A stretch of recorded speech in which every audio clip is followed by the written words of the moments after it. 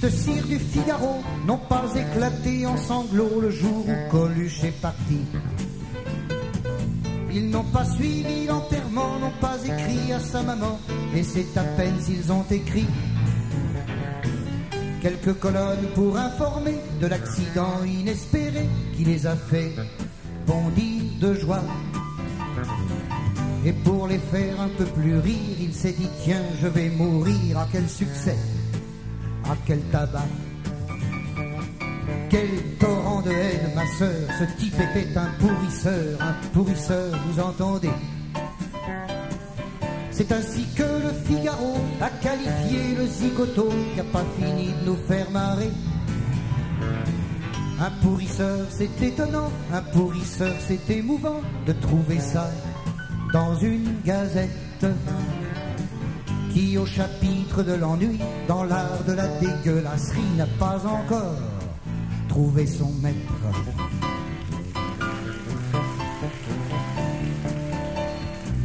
Organe de la haine raciale, décidément ce beau journal a les glandes bien accrochées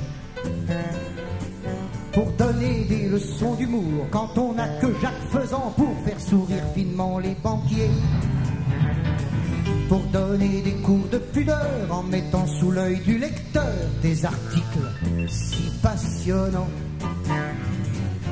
que les services promotionnels le distribuent dans les hôtels où il est vendu gratuitement. Et puis Coluche était vulgaire, peut-on lire sous la plume amère d'un éditorialiste haineux. Oh, c'est vrai qu'il causait du sexe, fatalement ça fout des complexes aux eunuques du beau milieu. Quand on voit la gueule à R100 et à Louis Powell, on comprend que le cul leur fout un malaise. Eux dont la devise un peu crue est « Depuis que je ne baise plus, je voudrais que personne ne baise ».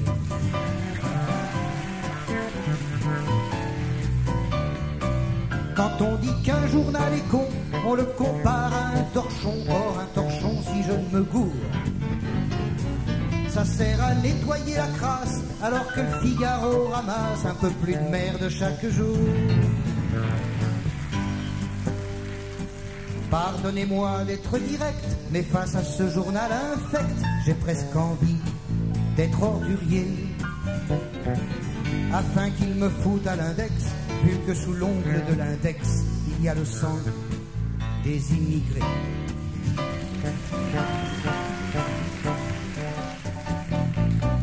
J'avoue que mes couplets revanchards ont un esprit 68 arts, mais chacun sa guerre, c'est la vie. Attardé de mai 68, attardé de 14-18, on a chacun ses nostalgies. Les tristes cires du Figaro, à la mort de Marcel Dassault, ont fait de grands signes de croix. Dassault vendait des bombardiers, Coluche distribuait à bouffer, le Figaro a fait son choix.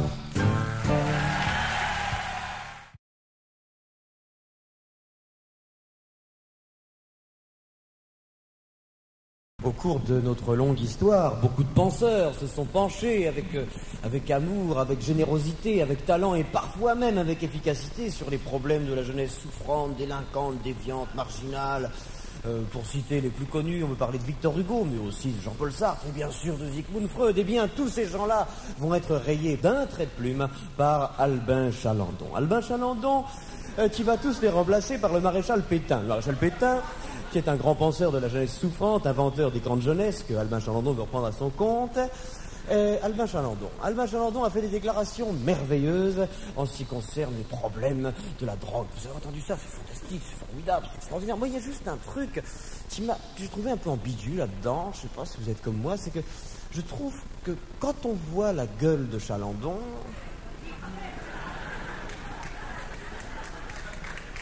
on a envie de se droguer.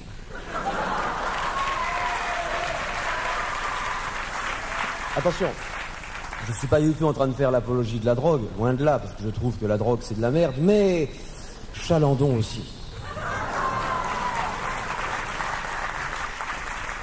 je lui dédie la chanson qui vient.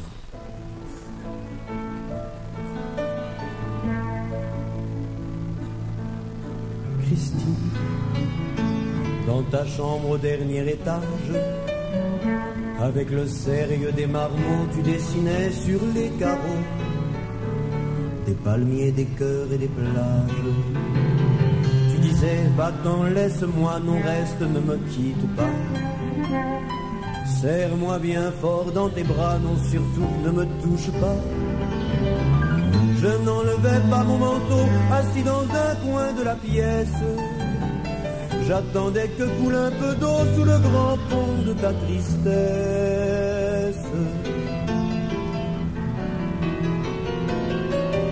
Christine, Christine, tu avais de drôles de copains, tu me trouvais con comme un manche.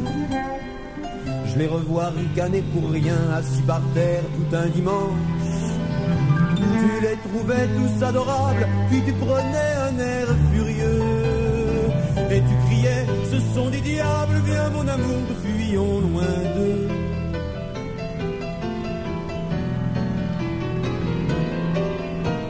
Christine, dans ta chambre au dernier étage, avec le sérieux des marmots, tu dessinais sur les carreaux des palmiers, des cœurs et des plages. Quelle nuit a grippé ton champ, qu'as-tu donc fait pour de l'argent? Dans quel égout du fond des temps as-tu traîné tes 18 ans? Quelle forteresse t'a emmuré? Allez, laisse-moi faire ton siège. Va, pleure un peu pour soulager tes silences de ville sous la neige.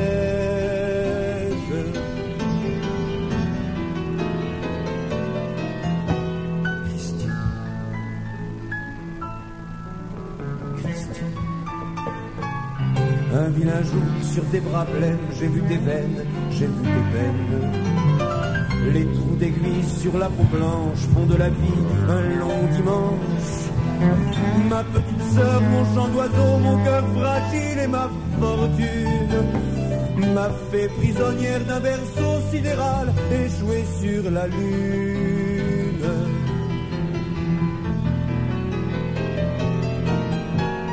Christine,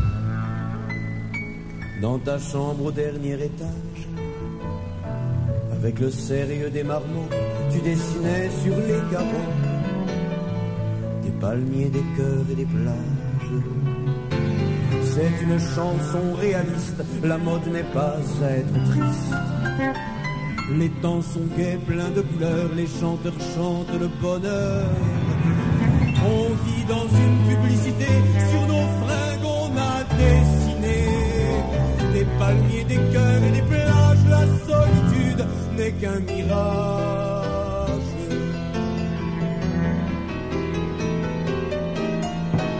Christine, dans ta chambre au dernier étage, pour le locataire nouveau, on a effacé des carreaux, les palmiers, les cœurs et les plages.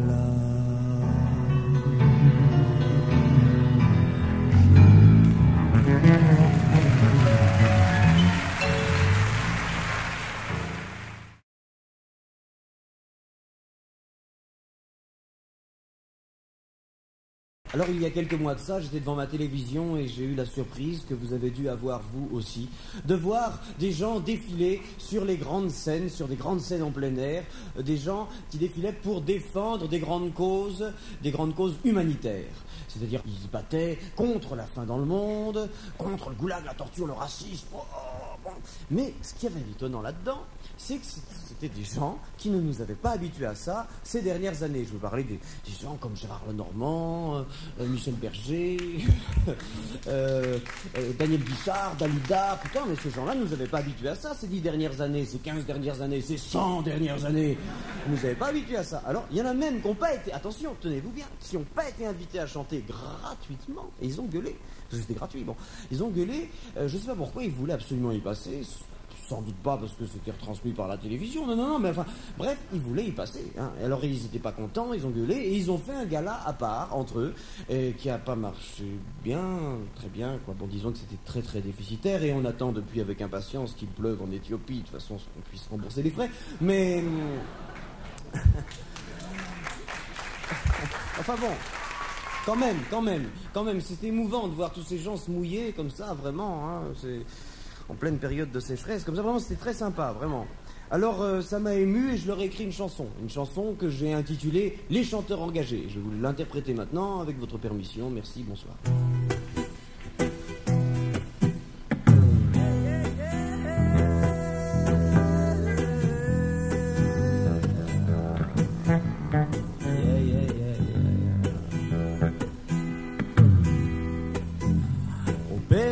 Bénie décennie enchanteuse, où fleurissent tant de bons chanteurs, braves chanteuses. Hier s'interdisant tout propos politique, aujourd'hui courageux, engagés, héroïques. Ils chantent la même chose, mais c'est pour la bonne cause. Fin dans le monde, torture, goulag, enfin ils osent serrer leurs petits poings sur leurs petits micros, pour que l'on prenne conscience que tout ça c'est pas beau. Mon cœur s'émeut quand je vois ces braves mignons qui jaillissent tout poudrés de leurs balises Vuitton. C'est quand même sidérant de voir des gens qui passent sans transition aux thunes comme on change de godasse. De la pommade solaire aux prisons politiques, du chewing-gum à la fraise à la fin en Afrique. Une question me tracasse mes frères, comment peut-on lutter contre la connerie en restant con?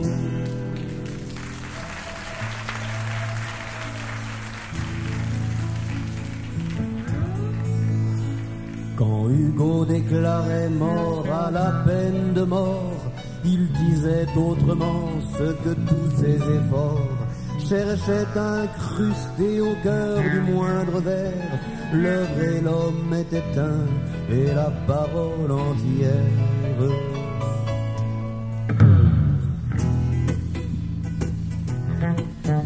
Ce minet qui glapit sur des rythmes d'enfer, que sa grognasse danse et qu'il trouve ça super, que l'eau de la piscine est bleue, que la jaguar est si blanche, aussi blanche, quand la nuit est si noire. Ce minet minaudant ce doux félin bronzé, avec sa lande requin sur son torse musclé, avec ses trois négresses qui le tiennent par le cou, qui lui caressent les jambes, qui se traînent à ses genoux. Ce type qui gigote entre les seins des métis, comme dans une charcuterie au milieu des saucisses.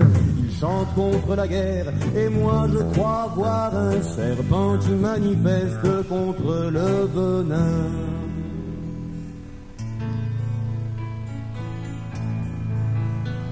Qui connaît l'eau des sources, n'aime plus l'eau croupie, qui connaît l'herbe tendre, évite le chardon, qui connaît l'amitié, cultive son jardin, qui connaît la lumière, connaît le prix de l'ombre, qui connaît bien les bêtes, connaît les droits de l'homme, qui rencontre Verlaine, sourira en pleurant, qui compose un poème, rencontre toute chose, qui parle bien d'amour, parle aussi d'infini. Qui parle d'infini, parle aussi de ta main, qui n'a pas peur des mots, vit selon sa conscience, qui chante avec son cœur, connaîtra le bonheur de ne pas être applaudi par ses ennemis.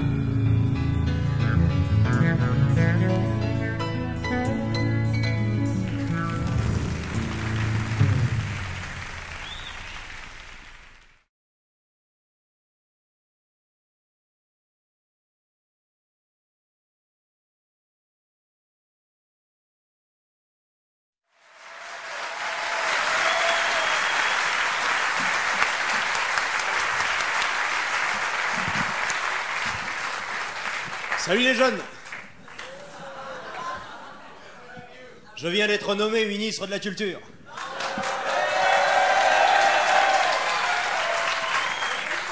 Moi j'aime la culture, j'aime la culture. Chez moi, la culture, c'est physique. Et je voulais l'armée, j'ai eu la culture. La prochaine fois, je demanderai fromage, j'aurai peut-être dessert.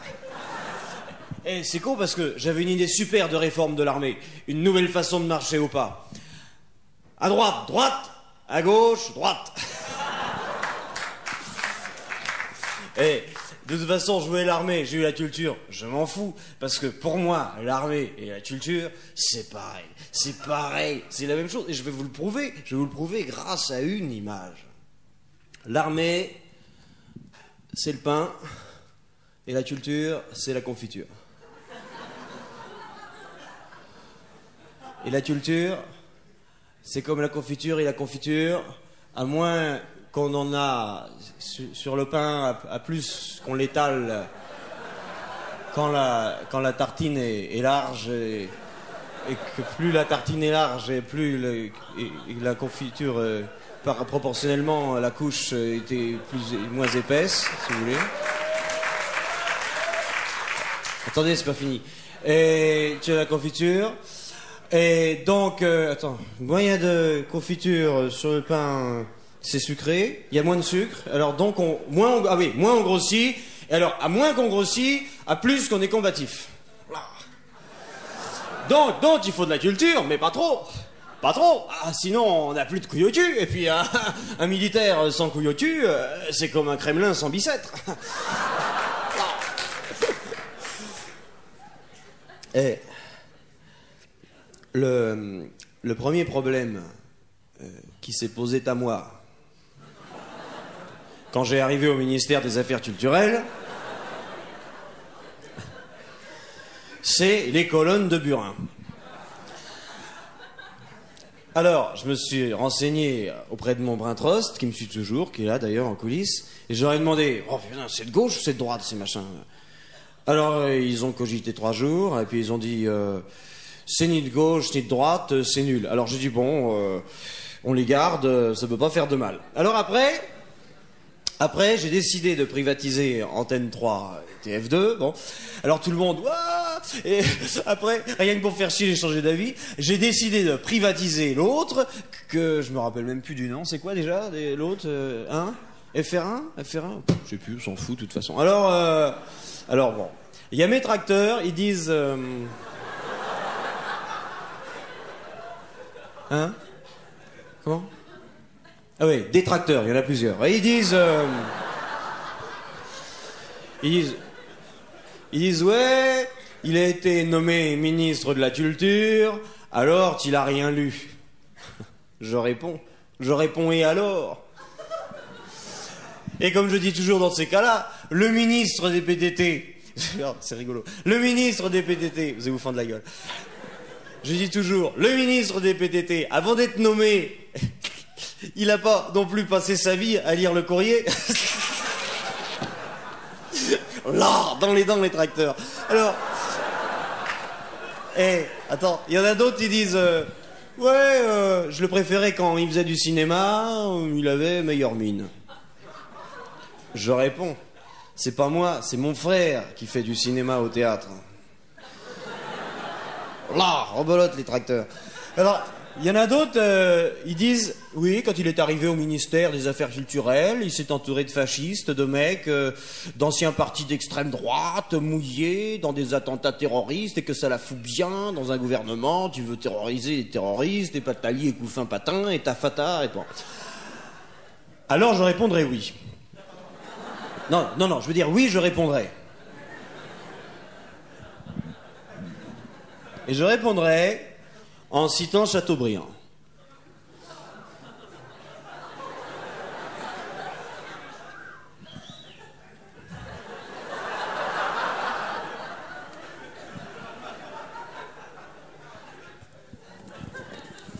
En citant Chateaubriand dans son œuvre costume,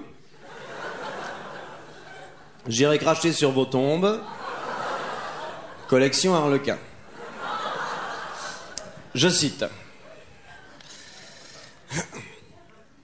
Comment donc, ça, vous ici, si je m'attendais à ça? Vous avez apporté des fleurs. Vous n'auriez pas dû. Je ne sais pas où je vais les mettre. Vous n'êtes pas raisonnable.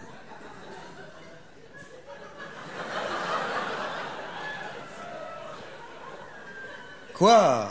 Des pissenlits en plein hiver. Vous avez dû payer ça une fortune.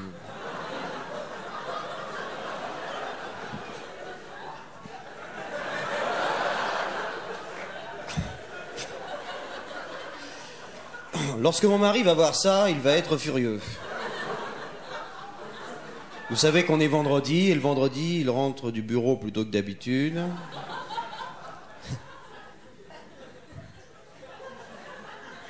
Il me prend à même la moquette, il sort... Non mais qu'est-ce que c'est que cette citation à la con, là? Vous avez foutu dans mon discours. Non, vous êtes cons, les mecs, hein. Déjà que je sens qu'il faut pas les pousser beaucoup pour tirer canne, hein. Non, vous savez, c'est pas rigolo tous les jours d'être ministre de la Culture. Pas plus tard que l'autre fois. Mitterrand me convoque dans son bureau à l'Élysée. Et il y avait déjà Chirac qui était là. Et j'aurais dû me méfier parce qu'ils avaient un drôle d'air, tous les deux. Alors, Mitterrand était derrière son bureau, Chirac était debout derrière une chaise. J'entre, Chirac me dit « Asseyez-vous là, cher ami !» Alors moi, je m'approche, je m'assois. Au dernier moment, il retire la chaise. Je suis tombé le cul par terre. Alors ils se sont mis à rire tous les deux. Mais à rire, ils s'épongeaient les Kleenex avec les yeux. Quand je me suis relevé, Mitterrand m'a dit « Vous pouvez disposer, Léotard, ce sera tout pour aujourd'hui. » Non, ils sont vaches. Hier, au Conseil des ministres, Balladur me dit « Léotard !» Je dis « Présent. » « Léotard, il faudrait que ce soir, vous allassiez... » Parce qu'il parle comme ça, Balladur, hein. Tu causes avec, il faut un dico, bon. Alors, il me dit « Il faudrait que vous allassiez au casino de Deauville. Ce soir, il y a une grande soirée de gala, avec Steph de Monac, Dave... Mourouzi, Simple-Minde, Helmut Kohl et Jacques Chazot. Toute l'intelligentsia européenne, donc. C'est à 22h. Moi, j'arrive avec ma suite à 22h devant le casino de Deauville. J'arrive, le parking désert. Tous les caddies empilés.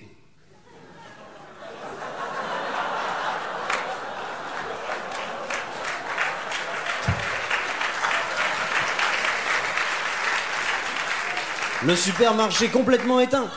On a voulu boire un coca à la cafette avant de repartir à Paris. On a tapé, il n'y avait personne. On a failli se faire bouffer par les bergers allemands des vigiles. Putain, c'est con comme farce. Non, putain. Alors, il y en a d'autres, ils se foutent de ma gueule parce qu'ils disent que je voulais être curé.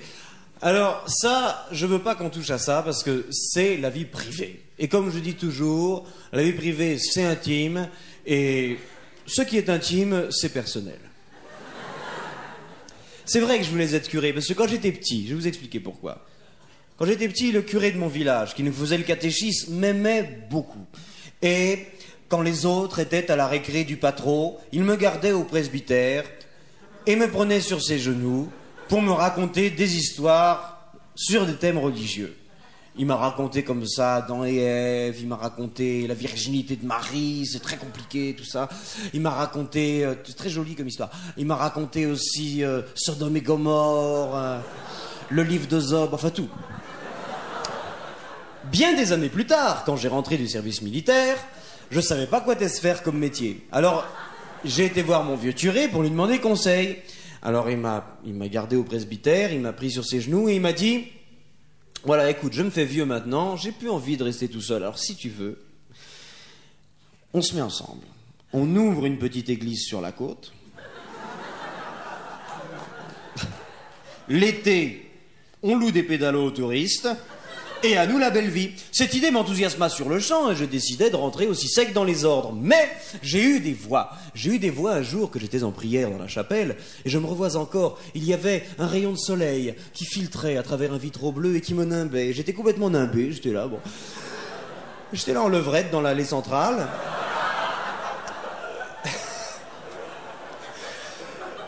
Quand des voix m'ont dit « Fais de la politique, t'auras l'air d'un coureur. » Alors... J'ai fait de la politique, mais je regrette parce que pour vous dire à quel point j'avais une vocation sincère et authentique et que ça vaut pas le coup de ricaner, c'est que j'avais déjà acheté les pédalos. Je les ai encore, ils sont dans mon garage, ça prend de la place ces conneries-là, hein, je sais pas quoi en foutre. Enfin si, je sais quoi en foutre. Je vais les fourguer à l'abbé Pierre, j'ai une idée d'enfer. On va faire une opération, on va convoquer toute la presse, un pauvre, un pédalo. J'appellerai ça les pédalos du cœur. Bonjour le plan populaire, après pour les élections, je te raconte pas les voix, bonjour le plan, bonjour, tu crois pas, je tombe, tu meurs. Bon allez, faut que j'y aille, c'est pas que je m'ennuie les jaunes, mais faut que je vous titre là, parce que ce soir, figurez-vous que j'ai une grande réception au ministère des Affaires culturelles, une grande réception qui va bouleverser le paysage audiovisuel français. Ce soir, je dois décorer Hersant de la médaille de la Résistance. Allez, salut les jaunes!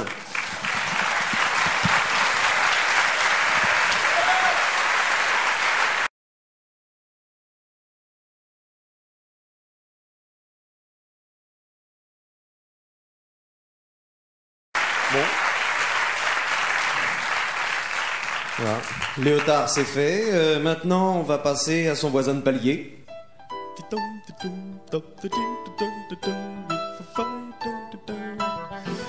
Il a derrière son fagot ce qu'il faut de cordes pour pendre les voyous si c'était nécessaire. On lui dit choisis entre la justice et l'ordre. C'est l'ordre qu'il choisit. Il est au RPR. Il connaît des Arabes qui sont des gens très bien, mais qu'il y en ait partout, ça lui pompe un peu l'air. Pour garder sa bicoque, il a dressé un chien qui a déjà bouffé le facteur. Il est au RPR. Il a une femme fidèle placée à 9%, une maman à l'hospice, un fiston chez les frères. Il fréquente une pute sympa dont il prétend qu'elle lui fait ça à l'œil. Il est au RPR. Il connaît peu d'histoire, mais il pense que Pétain, il n'était pas aussi con qu'il en avait l'air. À sa place, il aurait fait pareil, mais enfin, tout ça c'est du passé. Il est au RPR. Il aime bien la musique, surtout jeux interdits. Il fait pas de politique, il est au RPR. Il trouve que la peinture, quelquefois, c'est joli. Surtout Bernard Buffet, il est au RPR. Il est abonné pour la vie au Figaro. Et même après la mort, chaque jour au cimetière, il veut qu'on lui glisse par une fente du caveau le dessin de Jacques Faisan parce qu'il trouve ça drôle. Il dit la France est vieille, il faut faire des gamins. Mais quand les flics abattent un môme qui prenait l'air, il dit tant mieux, ça fait un trou du cul en moins. Puis il s'endort pépère, il est au RPR. Face au collectivisme, dit-il, il y a Chirac. C'est dommage car il n'a pas grand-chose dans le futal. C'est décevant, il est trop mou, d'ailleurs je craque. Je quitte le RPR pour le Front National. L'autre jour, je parlais avec Dieu au bistrot. Un peu bourré, il me disait dans un sanglot: j'ai limé 2000 ans pour engendrer ce con. Nom d'une pipe, j'aurais mieux fait d'aller au boxon.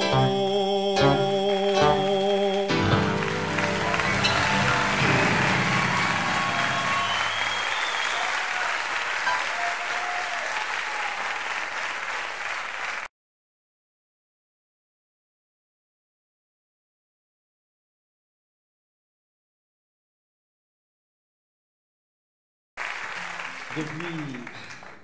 Je m'excuse, je me recoiffe devant tout le monde. Je me suis lavé les cheveux ce matin et quand je me lave les cheveux, ils sont incroyables, impossibles. Ils sont impossibles, j'arrive plus à les maîtriser. En plus, je frise, c'est épouvantable. Alors, il y a des gens qui me disent c'est naturel, tu te rends compte? Moi. Ah, les lunettes, je ne les mets plus. Je ne suis plus myope, je suis guéri. Ça te fait chier, hein? Bah oui, mais... Non, c'est fini, ça y est, je me suis soigné. Par acupuncture, acupuncture, oui. Ouais, oui. Acupressing. Acupressing. Avec un doigt, tu t'es guéri. Régime alimentaire et tout ça. Je ne suis plus myope, je suis désolé pour ceux que ça emmerde. Depuis tant d'années que Patrick et moi nous écumons les scènes françaises, nous n'avons jamais... J'y vois même mieux qu'avant. Oui. Fais gaffe. Non, pas toi, l'autre à côté. Là. Avec les moustaches. Oui. Justement, nous n'avons jamais parlé que d'amour, au fond. Et si parfois... Je n'ai plus d'anus artificiel non plus, hein. Mais ça y est, c'est normal. Ça, c'est l'acupressing qui a fait ça aussi. Je savais bien qu'un jour on serait grossier. Qu'est-ce que je voulais dire Voilà, je t'ai peut-être interrompu, je m'excuse. Je disais qu'on parlait d'amour. Et si parfois nous fûmes vulgaires, voire même triviaux, c'était par pudeur. C'était par pudeur, car sous notre rude écorce... Nous cachons 2 tendres asperges. Et je ne vous parle pas de la mayonnaise. Ah, voilà. Mais la mayonnaise, par exemple, c'est la pudeur. Vous voyez, c'est de la pudeur, tout ça. Alors, Patrick, vous interprétez maintenant une de ces chansons d'amour dont il a le secret. Patrick, comment fais-tu pour pouvoir encore aujourd'hui, en ces temps si cyniques, au fond, comment fais-tu pour pouvoir composer des chansons d'amour si fraîches, si printanières car ces chansons, quand j'entends ça, je me dis, c'est incroyable, mais frais. C'est très joli ce que tu viens de dire. Oui. Mais tu n'ignores pas que nous recevons tous deux des lettres depuis de nombreuses années, hein, comme tous les gens qui sont un petit peu connus, qui reçoivent du courrier, c'est normal, et des lettres essentiellement féminines, puisque nous sommes des mecs, je le rappelle, des fois c'est nécessaire. Et des lettres de jeunes femmes. Hein. Oui, de jeunes femmes, de jeunes filles, enfin, c'est-à-dire de 7 à 77 ans, hein, c'est-à-dire 16 ans et demi. Ah oui, non, mais ça, c'est ton cas. Si je pouvais être sérieux pendant 20 secondes dans ce spectacle débridé. Merci de votre silence. Voilà. Non. Non, j'aurais demandé les gonges. Non, vas-y, arrêtez de le faire chier, vas-y.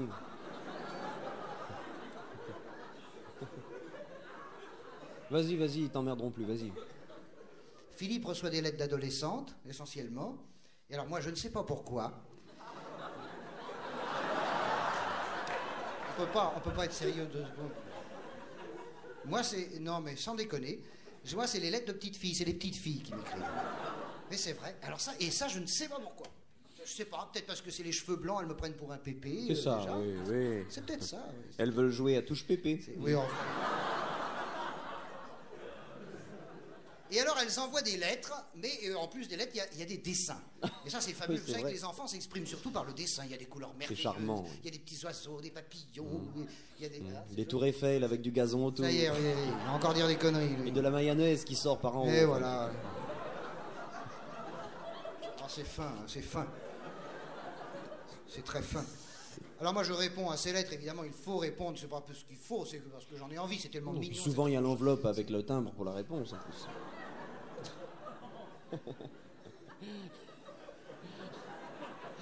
Faut pas gâcher. Et donc je réponds. Et je fais pas des dessins, mais je réponds comme ça. Oui. Alors on se répond, puis on se répond. Puis alors elles répondent et on se répond. Voilà. Et des fois, même, il y en a qui téléphonent, salope. Et alors, on finit par lier connaissance. Je les emmène au jardin d'acclimatation, au cinéma. À l'hôtel, enfin bon. À l'hôtel, oui. Et voir les singes. Non, les lianes. Et alors non, mais il faut se dire des conneries. Pas déconner. Et j'y ai pris goût au fil des années, bien sûr. Ça devient... mais enfin, si j'y ai pris goût, je veux dire, ils sont cons. C'est très dur de travailler avec des cons, vous savez. C'est vraiment... C'est une épreuve, c'est... Oh là là. Oh là là. Qu'est-ce que je disais? Oui, ben... Non, tu allais dire un truc difficile à dire. Ah là là là là, c'est le passage le plus dur du spectacle parce qu'il s'agit d'avouer quelque chose de vrai. C'est d'authentique. Vas-y, Patrick. Bon, voilà. Non, c'est que dans toute ma famille, il n'y a que des pédophiles. Il n'y a que ça. Tous les mecs dans ma famille, enfin, aussi loin que remonte mon arbre généalogique, je trouve que des pédophiles. De père en fils, c'est incroyable, ça. Oui, mais vous êtes reproduit par accident. Oui. Non, mais ça devient épouvantable, je veux dire. J'aimerais qu'on ne ricane pas. Songez que mon grand-père faisait l'amour avec des femmes enceintes pour se faire sucer par le fœtus. Ah bah oui. Ah bah oui, c'est épouvantable. Je vous laisse le temps d'imaginer. C'est... Oui, oui. Vous voyez l'image? Je vois l'image. Oui, oui, on la voit aisément. Oui. C'est épouvantable. Oui. Ah oui, ça c'est... Mais alors dis donc, quand l'enfant se présente à l'envers, qu'est-ce qui se passe?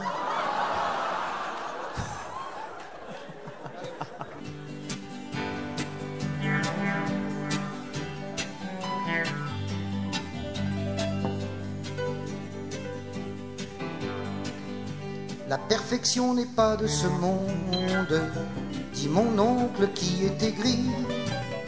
La perfection est de ce monde, je l'ai rencontrée dans ton lit.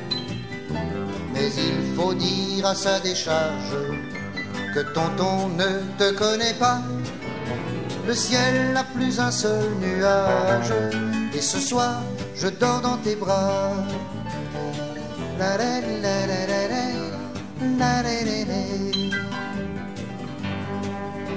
Dieu qu'elle est longue l'autoroute quand elle mène du sud au nord. Pas question de casser la croûte, mais je mangerai tout ton corps. En commençant par les orteils, ça te fera rire, ça te chatouillera. Tiens, voilà le nez du soleil, et ce soir je dors dans tes bras.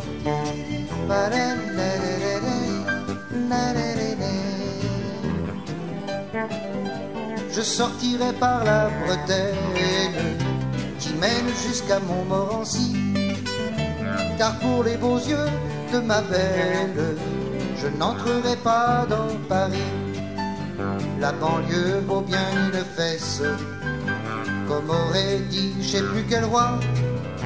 Le vent n'est plus qu'une caresse, et ce soir je dors dans tes bras.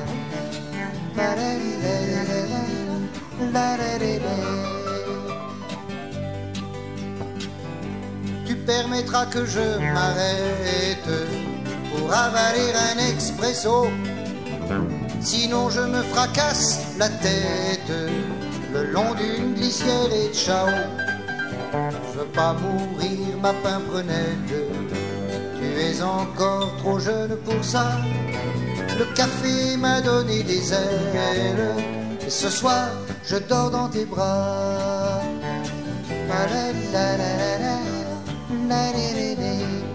Attention, il y a la famille qui s'en mêle. Ta mère m'a dit au téléphone, eh, ça y est, ma fille a des seins.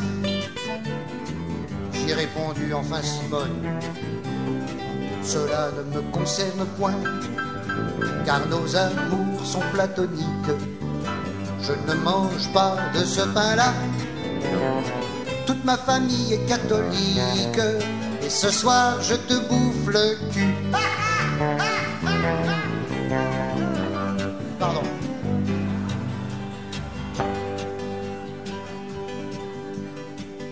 Allez, j'arrête mes gaudrioles, on va me traiter de macho qui se sert de son auréole pour draguer le fond des berceaux. Et si demain les gens apprennent que je ne respire que pour ça, demain je crève sous la haine, et ce soir je dors dans tes bras. Demain je crève sous la haine, et ce soir je dors dans tes bras. Alors encore une fois, demain je crève sous la haine, oui mais ce soir je dors dans tes bras.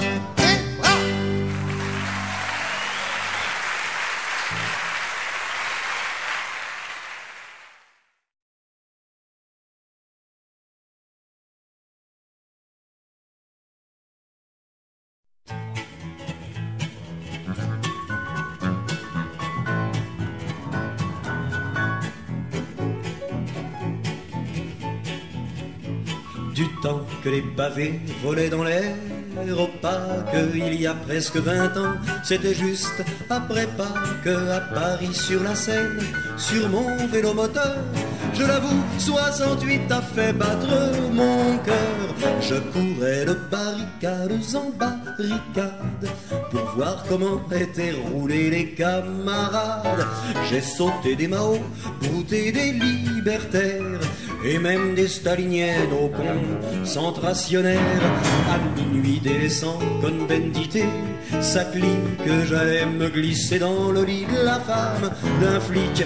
J'avais juste le temps d'enfiler mon calcif quand à l'aube il rentrait fourbu de la manif. Je me rappelle encore d'une blonde spontex qui voulait qu'on mette en commune nos deux sexes. Pour m'en sortir j'ai dû arguer de la notion de propriété les outils de production.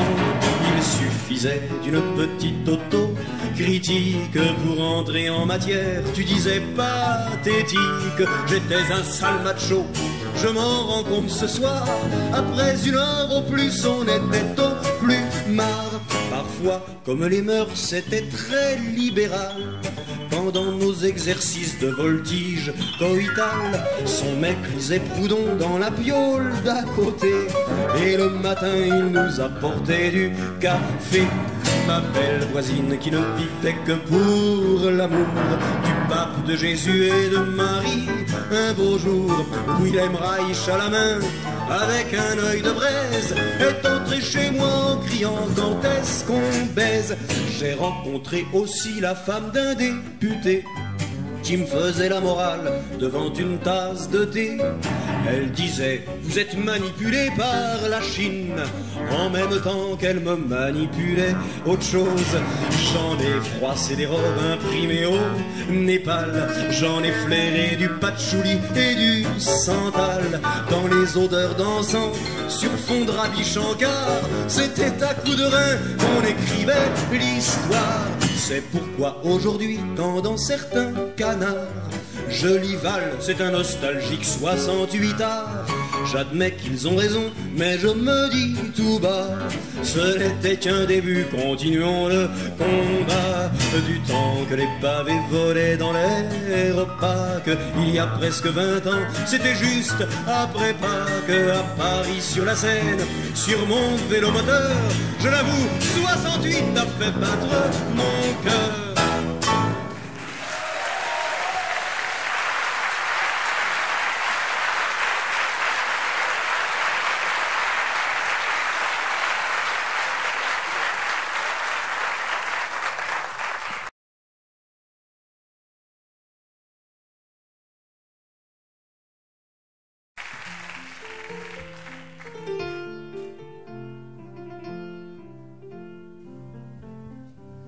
Je ne connais rien de plus doux que l'élégance des froufrous qui montent des conversations des jeunes filles assises en rond. Je ne sais pas ce qu'elles racontent, ce qu'elles s'inventent, ce qu'elles se comptent. Ce qui compte, c'est la musique de cet instrument féerique. La la la, la la la, la la la, la la la, la la la, la la. Ah, je souhaite à l'homme fatigué de s'évanouir ou de se reposer au son du joyeux gazouillis des filles assises sur le lit. Parfum des draps et des joues roses qui donnent vie à toute chose. La maison privée de fillettes n'a ni porte ni fenêtre. La la la, la la la, la la la, la la la, la la la, la la. À quoi peut servir le rideau, le mieux garni de coquelicots, s'il n'est pas soulevé par la main que tu emporteras dans ta main? Longs cheveux, flammes des fenêtres qui refont le printemps paraître au matin, quel que soit l'hiver ou le ciel chargé de misère. La la la, la la la, la la la, la la la, la la la, la la. Je ne connais rien de plus chaud que de vos seins la tendre peau, recouverte pudiquement pour le malheur de vos galants. Personne n'a vu vos poitrines, mais tout le monde les devine.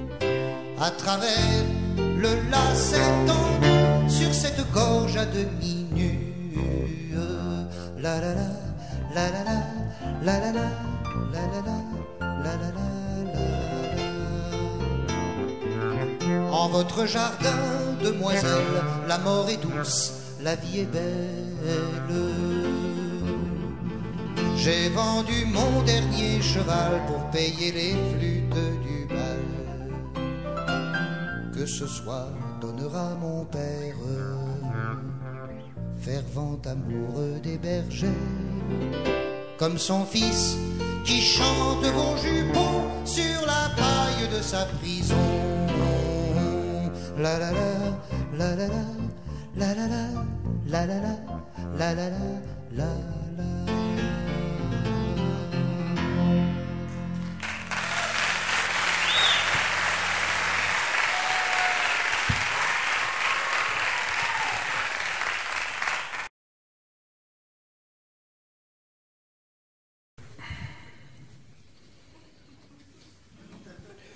Nous devons tout mettre en œuvre pour lutter contre le terrorisme.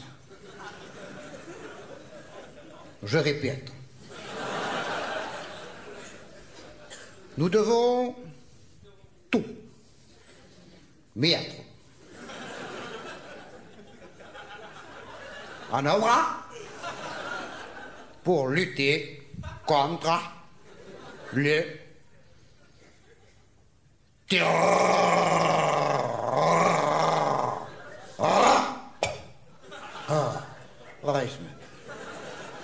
Vous l'avez reconnu, qui est-ce qui a dit ça il y a 1 mois et demi à la télé? C'est Fernandel. Non, non, je déconne, monsieur, je déconne.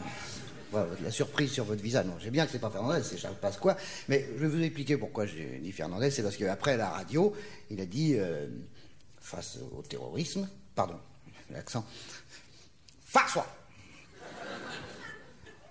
au terrorisme, la France ne se mettra pas à 4 pattes. Il y a un con dans le studio qui a fait « Ah oui, oui, mais des Panzani !»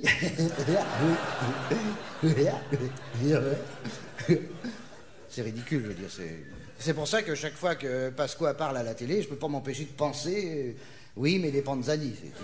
Non, c'est idiot, d'autant plus qu'il a ajouté sérieusement.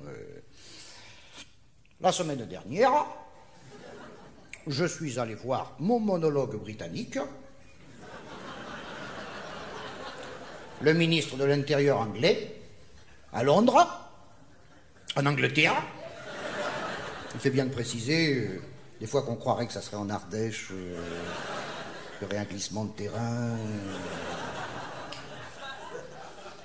Et nous sommes tombés d'accord sur le fait que nous devons tout mettre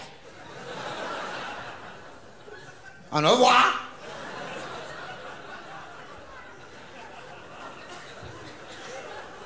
pour lutter contre le... On ne souffle pas. Contre le terror...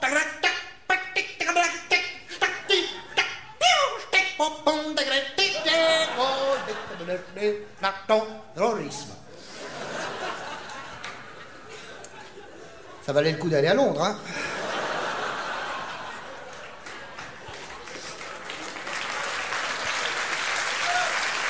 Alors, je sais, oui, vous allez me dire, mais enfin, il aurait pu téléphoner. Mais c'est pas possible, il est tellement con qu'il s'est foutu lui-même sur table d'écoute. Alors, chaque fois qu'il décroche, il entend « Nous devons tout mettre en... merde !» Non, mais on rigole comme ça, mais faut pas se moquer de Fernandel comme ça, C'est trop facile, on rigole comme ça, c'est que, bon d'accord, bon oui, c'est pas une lumière, bon, ouais. Ouais, c'est pas un néon non plus, bon, c'est pas un phare. Ou alors dans le Puy-de-Dôme, à marée basse. Non, écoutez, bon, il a eu une enfance difficile.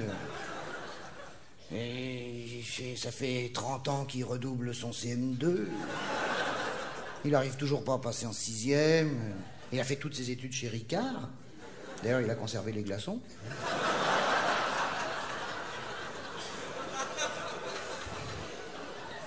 Alors, 30 ans d'études chez Ricard, comme dit Chantal Goya, ça laisse des écuelles. Et si j'évoque Chantal Goya ce soir, c'est qu'on ne peut pas traverser décemment le XXe siècle sans parler de ce phénomène. Il faut se recueillir une minute sur cette dépouille, car elle est vraiment mortelle. C'est quelque chose. C'est un phénomène, je veux dire, les spécialistes commencent à l'analyser. C'est un truc, plus ça vieillit, plus ça rajeunit. Elle pète par le vagin pour donner des haricots. Je m'excuse, madame, si vous aimez les haricots, mais enfin bon, vous ferez autre chose, merde. Il y a des gens qui se sont penchés sur le cas Goya. C'est le cas Goya.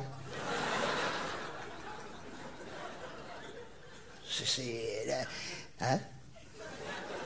Non, pas des psychanalystes, pas des psychologues, non, pas des pédiatres. Non, des gens de terrain, des spéléologues,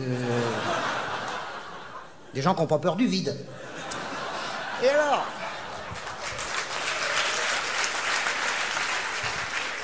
Ils ont trouvé un truc, ils ont trouvé que Chantal Goya serait un morceau de Patrick Sabatier qui se serait détaché de lui dans le cosmos il y a 3 milliards d'années. Je ne vous dis pas quel morceau exactement, disons après une mauvaise digestion. Alors,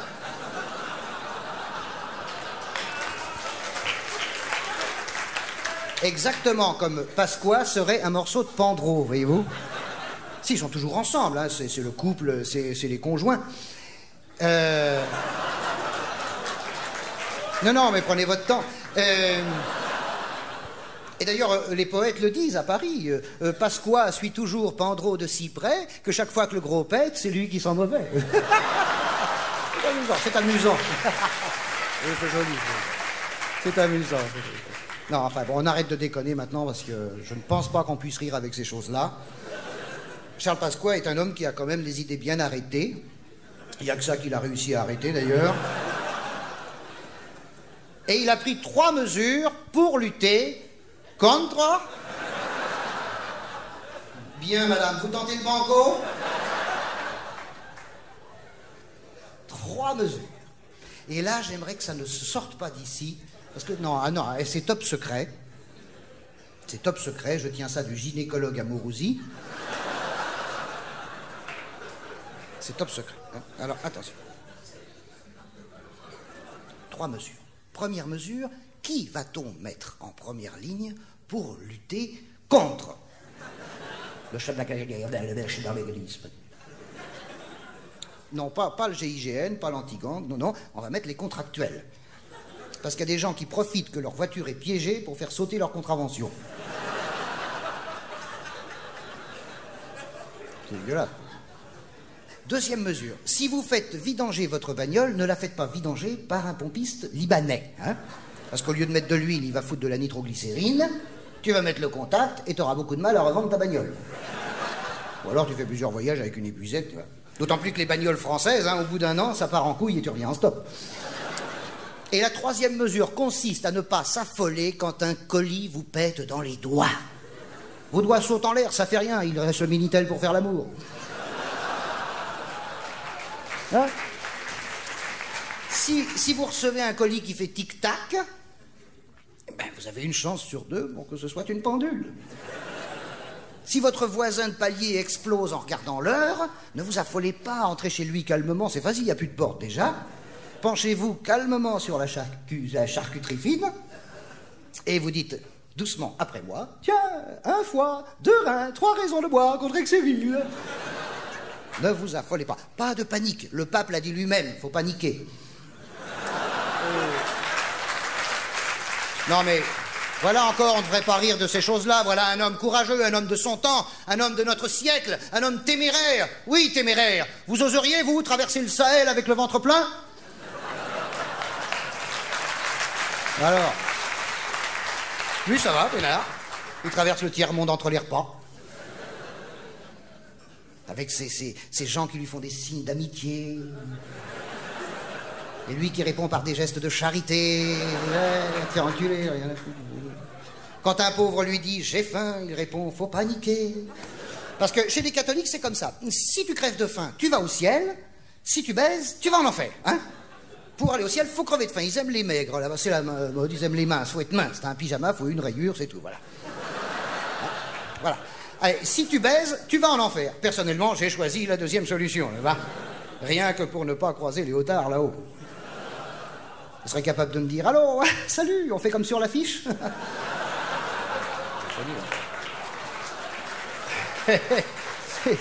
D'autant plus que là-haut, la rondelle, ils l'ont sur la tête.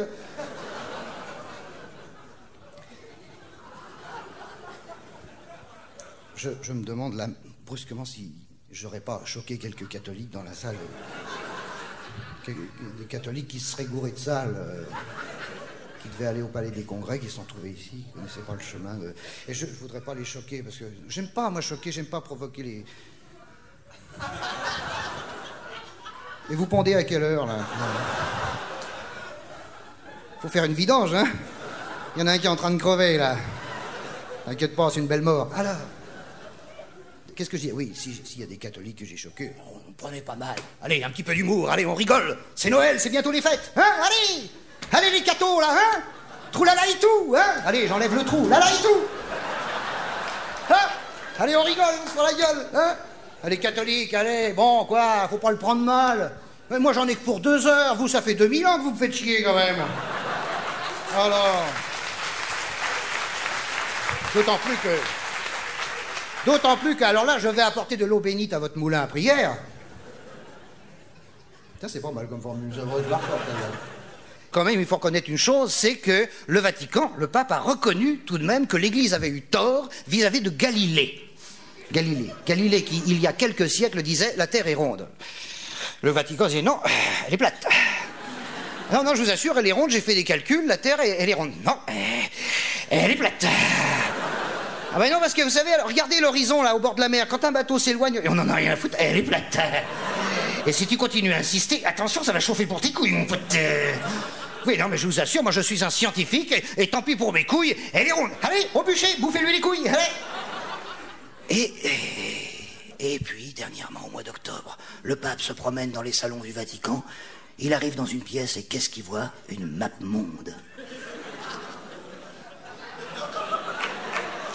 Il appelle son secrétaire, Marcel.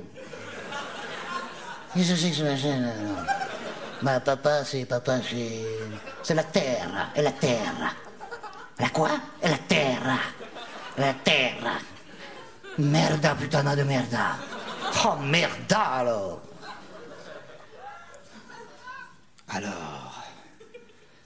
Et il s'est rendu compte qu'il s'était trompé. Et il a avoué à l'humanité entière, en octobre dernier, que la Terre était ronde et que Galilée avait raison. Eh ben c'est bien, même si c'est fait après quelques siècles de retard. Vous allez voir que dans 6 ans, le pape va ouvrir les fenêtres de Saint-Pierre de Rome et il va dire aux gens « Hé les mecs, hé, on s'est égouré, vous avez le droit de vous branler !»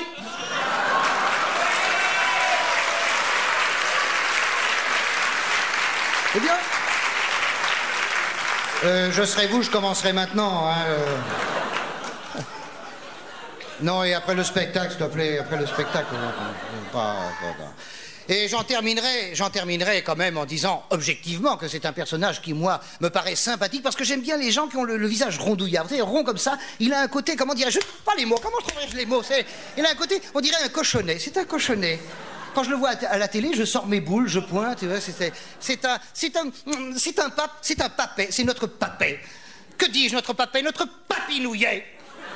Oui, c'est un papinouillet. Il a un côté... Il a un côté Yves Montand, voilà, c'est ça. Il a un côté Yves Montand. D'ailleurs, vous savez qu'Yves Montand aurait pu être pape, hein? Ne le lui dites pas.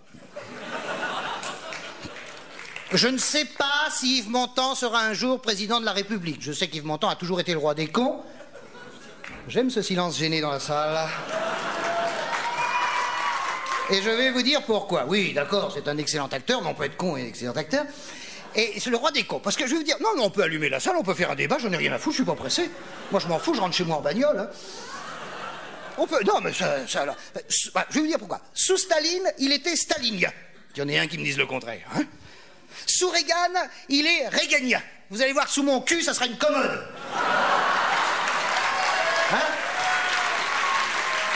Alors, il y en a marre des papes. Il y en a marre des papes. Il y a des papes partout. Il y en a plein le cul des papes maintenant. Et je m'adresserai à mes amis, ceux dont on ne parle jamais, les oubliés, les obscurs et les sans grade de l'actualité. J'ai nommé les Corses. Oui, Corses.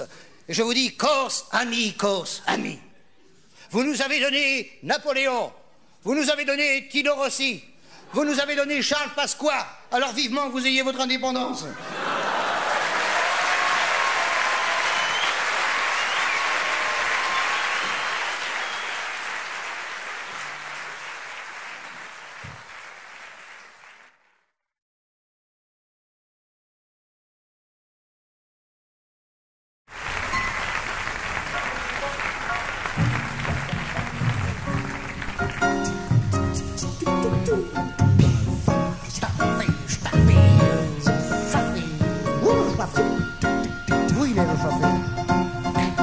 Le foot me broute, j'en ai plein le dos, Tino. Le tiercé me fait chier, le jogging me rend dingue. Noah me casse les noix. Oh ma maman, dis-moi ce que je fais ici-bas. Pourquoi m'as-tu fait naître sur cette foutue planète où des millions de crétins vivent en comptant des points? J'en ai plein les rostons de cet opium des cons. Quand je vois l'air abruti que leur donne la santé, j'avoue que j'ai envie de boire et de me droguer. Mais pour se droguer autant qu'il y a du boulot, je le répète encore au risque de lasser. Je déteste le sport, oui le sport me fait chier. Matière première, des ondes coupe-fin pour le tiers-monde, paravent épatant, des régimes dégradants, poubelle de la pensée, vide ordure des idées. La confraternité en deux mots séparés sur le terrain se tend comme un ver mis à mort.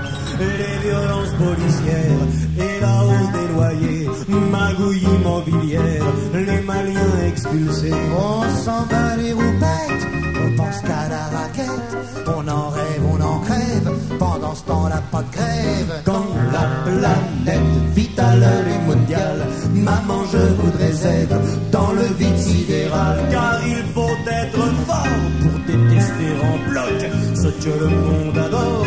On croit que je débloque. Je me laisse dans mon coin et je vis solitaire pour te dire à quel point je m'emmerde sur terre. Comble de manque de peau, je hais la météo. Bonsoir, football. Football, à 19h30, le téléphone sonne et avec toutes les questions que vous vous posez sur le football. Le trimaran arctique numéro 3, c'est perdu dans le stade de Bruxelles. Noah me casse les noix, Noah me casse les noix.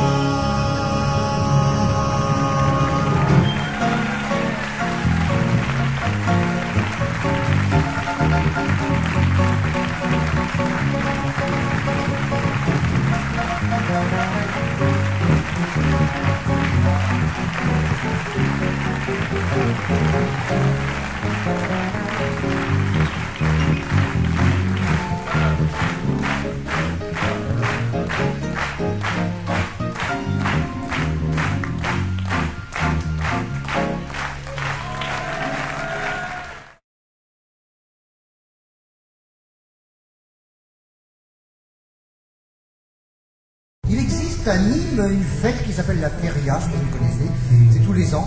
C'est la fête de la tauromachie et de la vendange. Alors dans l'arène, il y a le taureau qui crache du vin, les gens qui boivent du sang.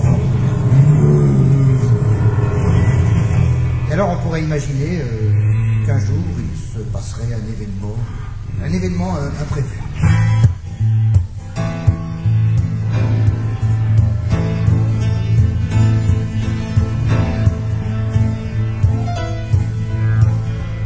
Quelle triste fin en vérité que de mourir en plein été au milieu des arènes de Nîmes pour avoir lâchement reçu un coup de corne dans le cul donné par un taureau infirme.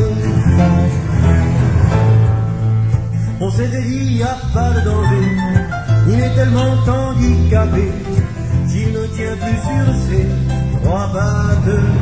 On n'a qu'à choisir celui-là pour les débuts de Manoletta, playboy de la région Rhône-Alpes. Aussi le jour de la feria, quand le taureau se présenta face au toréador en herbe, celui-ci planta son épée dans l'échine du bovidé et lui tourna le dos superbe. Des gradins montent une clameur qui se change en cri de stupeur, tandis que l'animal docile, réveillé par ce stimulus, s'emporte de l'autre par l'anus et le promène dans toute la ville. Aux tristesses, aux désolations, c'est pire qu'une révolution, semble dire la cité qui vibre de haine à l'égard du taureau qui a l'air de dire au ballot, j'ai encore une corne de libre.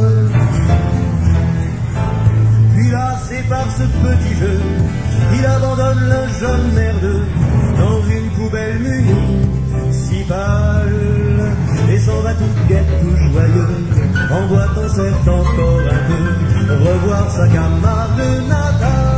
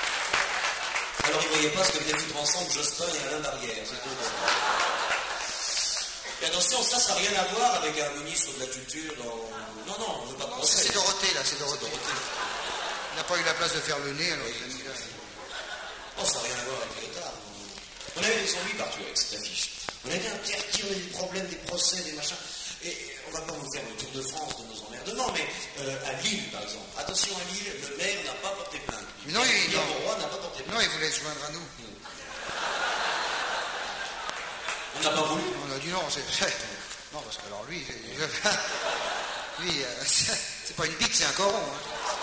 D'ailleurs, il le chante, hein, c'est sa chanson. Au nord, il y avait les corons.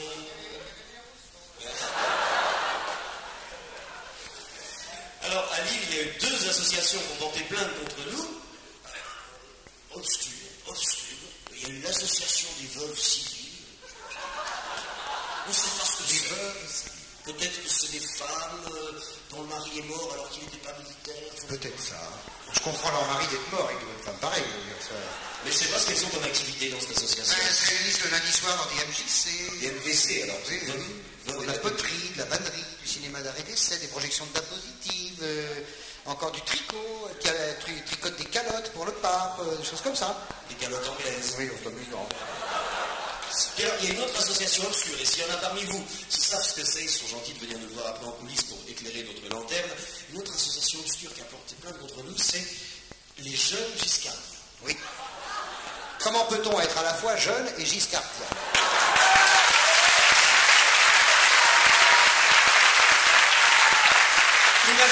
Imagine, tu as 20 ans, tu as la vie devant toi, l'avenir, l'espoir, l'amour, et tu es à qui comme idole?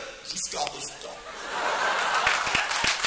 C'est peut-être parce que c'est un sportif, n'oublions pas qu'il était arrière gauche dans l'équipe de Chamalières. Hein? Il a un regard de champion, regardez ses yeux, c'est des vestiaires. Giscard d'Estaing, qui a une carrière politique extraordinaire, il se présente partout, à chaque fois. Regardez à la présidence des affaires étrangères de l'Assemblée nationale, de la commission des affaires étrangères. Il s'est présenté, il a voté, et il a eu une voix. Et il a remercié ses électeurs. C'est-à-dire qu'il a été serré les mains dans les chiottes. Après, je vous remercie beaucoup. J'avais trouvé facilement, oui, pour la moto dessus. Alors, il se présente à toutes les présidences. Toutes les présidences. L'amicale des bidets de l'Ardèche septentrionale, l'association de la ménopause chez les femmes bantoues. Une voix, à voter. L'élevage des escargonins en milieu acide. À voter, une voix. Mais il a trouvé un allié inespéré en la personne de Raymond Barre. Raymond, c'est ça? Raymond Barre et Giscard, les Laurel et Hardy de la politique moderne. Et Raymond Barre a ceci de très intéressant, c'est que plus il ferme sa gueule et plus on parle de lui.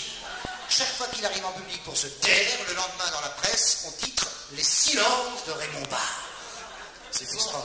C'est lui, il a c'est pas comme nous. Et pour en revenir à l'affiche, quand on a sorti ça des presses, nos amis du show business,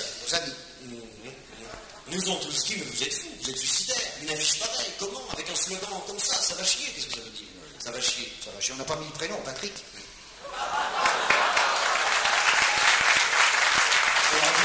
On leur a dit, mais c'est pour faire comme vous.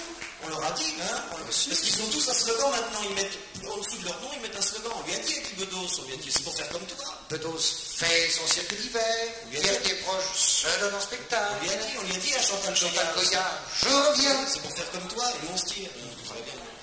Palais des Congrès, elle aussi. Palais des Congrès, oui, avec son fameux tube. Bécassine, Sussman, Rospine. Vous connaissez la suite, vous avez des enfants. Mais on lui a dit, c'est pour faire comme toi, on lui a dit à Jeanne Masse aussi. C'est Jeanne Masse qui fait l'Olympia, Jeanne Masse. C'est une vaillante vacherie autour de nous. Ah oui, non, là, il y a une injustice. C'est vrai. Non, oui, parce qu'ils l'ont rasée, elle n'a même pas couché avec les Boches. Enfin, vraiment, hein. Ça fait du chômage pour les coups. Oui. Ils sont obligés de bosser à découvert. Elle fait s'associer avec Chantal Goya. Ah oui. Le retour de Marie-Rose. Ben oui, c'est vrai. Mais on lui a dit, Bernard Lavilliers, vous êtes fou avec votre affiche. On lui dit, mais c'est pour faire comme toi, Nana. Mais Nana, enfin le grand Nana. Et lui c'est dégueulasse parce que son affiche est bien plus obscène que la nôtre. Elle n'a pas été interdite. Hein. Il se maquille avec un tampon de fusil. C'est pas ça exactement. C'est pas ça exactement. C'est que l'année dernière au Palais des Sports à Toulouse, grisé par son immense succès, il s'est jeté dans le public et poliment les gens se sont écartés. Il s'est rétabli la gueule sur le carrelage. Enfin vraiment, c'est. Depuis son dentiste, c'est payé un yacht. Oui. C'est quand même, ça restera toujours notre grand voyou et notre grand félin dans l'ongle. Hein? C'est quand même le Rambo des vélos Solex.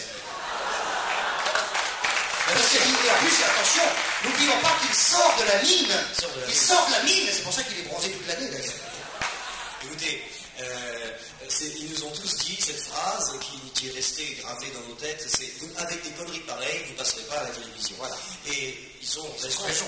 Et on regrette, car on aimerait passer par exemple, nous on ne voudrait pas passer partout, on voudrait passer avec Léon Citroën. Voilà. Léon, c'est une figure.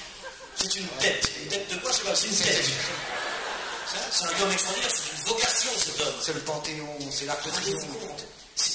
Il a passé toute sa vie en faire en sorte que les pauvres aiment les riches. C'est une quantité. C'est la plus noble conquête du cheval. Tu sais qu'il paraît qu'il parle 16 langues. Il parle 16 langues, mais 16 langues. On dirait qu'il ferait mieux d'en parler qu'une et de dire moins de conneries. Oui, non, on n'y passera pas, il ne faut pas donner. Mais j'aimerais bien passer sur Antenne 2 quand même. c'est la chaîne que je préfère, Antenne 2. Il y a un plan pour passer sur Antenne 2. Il y a un plan? Oui, arrêtez. Arrêtez. C'est ça qui prend mon téton. Oui, arrêtez. Tu crois comment C'est quoi? Arrêtez tes couilles, arrêtez tes couilles. On peut passer au journal d'Antenne de midi, journal d'Antenne de 20h. Ah oui? Qu'est-ce qu'il faut Avec faire? notre photo, un commentaire, tout. Mais c'est vous passer un week-end à Beyrouth. Ah oui, c'est très bon. C'est pas avec des conneries pareilles. On passera à la télévision. On est battant. C'est pas avec ça qu'on gagnera. Car aujourd'hui, il faut être battant. Soyez battant, gagnez. Marchez-vous sur les rangs. Soyez les premiers. Arrivez les premiers, réussissez. Arrachez-vous les oreilles. Bouffez-vous les couilles, recrachez-les par l'oreille. Achetez des universités clés en main. Voilà. Transformez-les en prison. Oui, ça fait longtemps que c'est fait.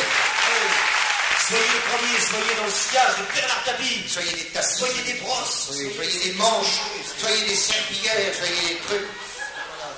Soyez des Vous avez vu éponges. l'émission Ambition. Ambition. Allez, battant. Vous avez vu Ambition? En 1h30, il a tenté de résorber le chômage qui existe depuis un siècle. Oui. Maintenant, il va falloir un siècle pour résorber la connerie de Bernard Tapie. Et attention, Enfin, on n'est pas méchant. quand je dis un siècle, On est optimiste. mais comme on n'est pas méchant, que nous ne sommes pas des battants, et vous n'avez pas l'air non plus d'être des battants, nous allons vous interpréter une chanson que nous dédions à la mémoire de Bernard Tapie, qui hélas ne nous a pas encore quittés. Résultat de quelques années de guerre larvée, de paix branlante, déboulant ce monde enfiévré, une nouvelle race épatante. Le pays de Montaigne et de Voltaire accouche des gagnants de demain, enfants de naturel de Thatcher, de Rambaud II et de Pétain. Mireille Mathieu à la télé, presque chaque jour du fin fond, de ses amygdales agitées, nous leur répète dans ses chansons. Puisque la connerie de l'étranger fait recette, il est capital de reconquérir le marché avec une connerie nationale. Claude François avec ses Claudettes, Bernard Tapie à ses carpettes, des tapis brosses raser le frais, qui guettent la poussière du succès. ils s'imaginent devant leur glace, Futurs patrons de société, rêvant de pute et de balade. en pressant leurs boutons d'acné. En voyant.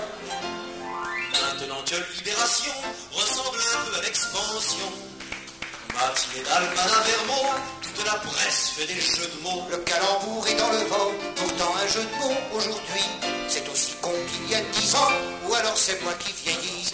Ah non, c'est moi, alors c'est aussi trop. Tous ces gagnants, tous ces chanceux, Ces vainqueurs de l'informatique, ces chevaliers du PME ces patrons au look médiatique, ont réussi ce bel exploit qui restera, je pense, unique. de rendre pour la première fois Henri Krasuki sympathique. s'ils pouvaient tous un beau soir Partir pour le Paris-Dakar, errer dans les dunes meurtrières, en bouffant leur pommade de soleil, je les vois tendre au ciel de plomb, une carte bleue pathétique, tandis que passe à l'horizon des des dromadaires mélancoliques.